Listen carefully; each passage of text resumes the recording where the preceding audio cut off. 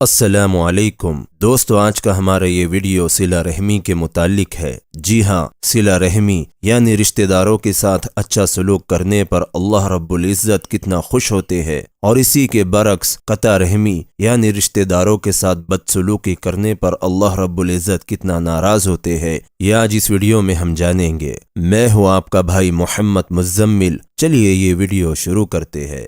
بسم اللہ الرحمن الرحیم۔ ہمارے حضرت محمد صلی اللہ علیہ وسلم نے ارشاد فرمایا ہے کہ صلہ رحمی سے محبت بڑھتی ہے، صلہ رحمی سے مال بڑھتا ہے، صلہ رحمی سے عمر بڑھتی ہے، صلہ رحمی سے رزق میں کشائش ہوتی ہے، صلہ رحمی سے آدمی بری موت نہیں مرتا اور اس کی مصیبتیں اور آفتیں ٹلتی جاتی ہے، اور ملک کی آبادی اور سرسبزی بڑھتی ہے۔ صلہ رحمی کرنے والے کے گناہ معاف کیے جاتے ہیں اور اس کی نیکیاں قبول کی جاتی ہے، جنت میں جانے کا استحقاق حاصل ہوتا ہے، اور صلہ رحمی کرنے والے سے خدا اپنا رشتہ جوڑتا ہے۔ جس قوم میں صلہ رحمی کرنے والے ہوتے ہیں اس قوم میں خدا کی رحمت نازل ہوتی ہے۔ رسول اللہ صلی اللہ علیہ وسلم نے ارشاد فرمایا کہ تم اپنے نسبوں کو سیکھو تاکہ اپنے رشتوں کو پہچان کر ان سے صلہ رحمی کر سکو، اور فرمایا کہ صلہ رحمی کرنے سے محبت بڑھتی ہے اور مال بڑھتا ہے اور موت کا وقت پیچھے ہٹ جاتا ہے۔ بخاری و مسلم میں آپ کی ایک حدیث ہے کہ جو شخص یہ چاہتا ہے کہ اس کے رزق میں کشائش ہو اور اس کی عمر بڑھ جائے تو اس کو چاہیے کہ وہ اپنے رشتہ داروں سے صلہ رحمی کرے۔ اسی طرح آپ نے ایک اور حدیث میں ارشاد فرمایا کہ جو چاہتا ہو کہ اس کی عمر بڑھے اور اس کے رزق میں کشائش ہو اور وہ بری موت نہ مرے تو اس کو لازم ہے کہ وہ خدا سے ڈرتا رہے اور اپنے رشتے ناتے والوں سے اچھا سلوک کرتا رہے۔ اسی طرح سے آپ نے ایک اور حدیث میں ارشاد فرمایا کہ جو شخص صدقہ دیتا رہتا ہے اور اپنے رشتے ناتوں والوں سے اچھا سلوک کرتا رہتا ہے تو اس کی عمر کو خدا دراز کرتا ہے اور اس کو بری طرح مرنے سے بچاتا ہے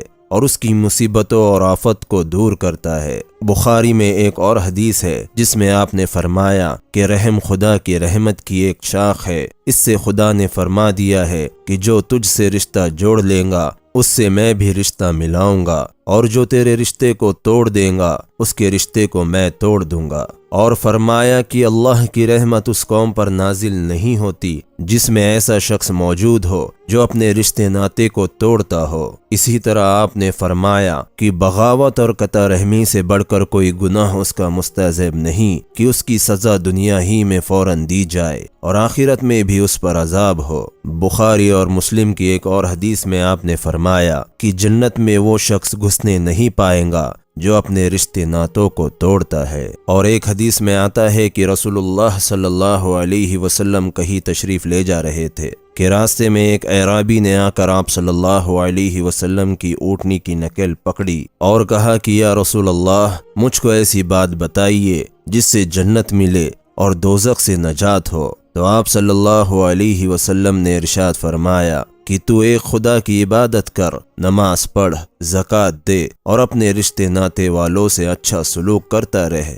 جب وہ شخص چلا گیا تو آپ صلی اللہ علیہ وسلم نے ارشاد فرمایا کہ اگر یہ میرے حکم کی تعمیل کریں گا تو اس کو جنت ملیں گی۔ حضرت محمد صلی اللہ علیہ وسلم نے فرمایا ہے کہ اللہ تعالیٰ کسی قوم سے ملک کو آباد فرماتا ہے اور اس کو دولت مند کرتا ہے اور کبھی دشمنی کی نظر سے ان کو نہیں دیکھتا۔ صحابہ اکرام رضی اللہ عنہم نے عرض کیا، یا رسول اللہ، اس قوم پر اتنی مہربانی کیوں ہوتی ہے؟ تو آپ صلی اللہ علیہ وسلم نے ارشاد فرمایا کہ رشتے والوں کے ساتھ اچھا سلوک کرنے سے ان کو مرتبہ ملتا ہے۔ فرمایا کہ جو شخص نرم مزاج ہوتا ہے اس کو دنیا و آخرت کی خوبیاں ملتی ہے، اور اپنے رشتے ناتے والوں سے اچھا سلوک کرنے اور پڑوسیوں سے میل جول رکھنے اور عام طور پر لوگوں سے خوش خلقی برتنے سے ملک سرسبز اور آباد ہوتا ہے، اور ایسا کرنے والوں کی عمریں بڑھتی ہے۔ ایک شخص نے آ کر عرض کیا کہ یا رسول اللہ، مجھ سے ایک بڑا گناہ ہو گیا ہے اور کیا میری توبہ قبول ہو سکتی ہے؟ اس پر آپ نے اس سے پوچھا کہ کیا تیری ماں زندہ ہے؟ اس شخص نے کہا نہیں۔ تو آپ نے فرمایا کہ خالہ؟ تو آپ نے فرمایا کہ کیا تیری خالہ زندہ ہے؟ اس نے کہا جی ہاں، تو فرمایا کہ تو اس کے ساتھ حسن سلوک کر۔ اور ایک دفعہ آپ صلی اللہ علیہ وسلم نے بھیڑ میں کھڑے ہو کر فرمایا کہ جو شخص رشتہ داری کا پاس و لحاظ نہیں کرتا وہ ہمارے پاس نہ بیٹھے۔ یہ سن کر ایک شخص اس بھیڑ سے اٹھا اور اپنی خالہ کے گھر گیا۔ وہاں جا کر اس نے اپنی خالہ سے معذرت کی اور قصور کرایا۔ جب وہ شخص واپس آ گیا تو سرکار دو عالم صلی اللہ علیہ وسلم نے ارشاد فرمایا کہ اس قوم پر خدا کی رحمت نہیں نازل ہوتی جس میں ایسا شخص موجود ہو جو اپنے رشتوں میں بگاڑ رکھتا ہو۔ اور آپ صلی اللہ علیہ وسلم کا فرمان ہے کہ ہر جمعے کی رات میں تمام آدمیوں کے اعمال اور عبادت خدا کے دربار میں پیش ہوتی ہے۔ جو شخص اپنے رشتہ داروں سے بدسلوکی کرتا ہے تو اس کا کوئی عمل قبول نہیں ہوتا۔ دوستو، اسی طرح سے بخاری اور مسلم میں حدیث ہے کہ ایک دفعہ آپ صلی اللہ علیہ وسلم نے عورتوں کو خیرات کرنے کا حکم دیا اور فرمایا کہ اور کچھ نہ ہو تو زیور ہی خیرات کر دے۔ زینب رضی اللہ عنہا نے یہ حکم سن کر اپنے خاوند عبداللہ بن مسعود رضی اللہ عنہ سے کہا کہ تم جا کر رسول اللہ صلی اللہ علیہ وسلم سے پوچھو کہ اگر کوئی حرج نہ ہو تو جو کچھ مجھے خیرات کرنا ہے وہ میں تمہیں کو دے دیتی ہوں، تم بھی تو محتاج ہو۔ اس پر عبداللہ بن مسعود رضی اللہ عنہ نے کہا کہ تم خود ہی جا کر پوچھ لو۔ یہ سن کر وہ مسجد نبوی کے دروازے پر حاضر ہوئی۔ وہاں دیکھا تو ایک بی بی اور کھڑی تھی اور وہ بھی اسی ضرورت سے آئی تھی۔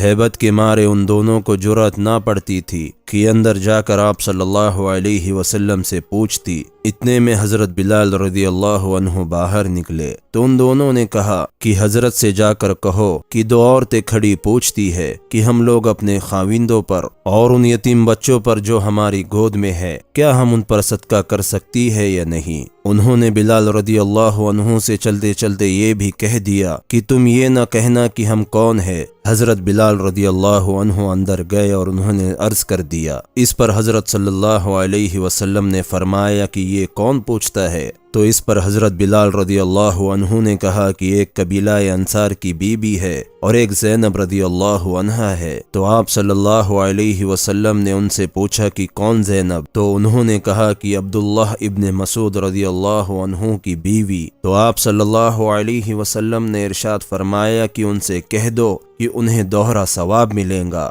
قرابت کی پاسداری کا الگ اور صدقہ کرنے کا الگ۔ دوستو، یہ جتنی بھی حدیثیں میں نے آپ کو پڑھ کر سنائی ہے یہ بکھرے موتی کی پہلی جلد میں موجود ہے۔ میں امید کرتا ہوں کہ آپ کو صلہ رحمی کے متعلق یہ ساری حدیثیں پسند آئی ہو۔ اگر آپ کو یہ ساری حدیثیں پسند آئی ہو تو اس ویڈیو کو ایک لائک ضرور کر دے اور صدقہ جاریہ کی نیت سے تمام مسلمانوں کے ساتھ اس ویڈیو کو شیئر کر دے۔ آج اس ویڈیو میں بس اتنا ہی۔ انشاءاللہ اگلے ویڈیو میں آپ سے پھر ملاقات ہوگی۔ السلام علیکم۔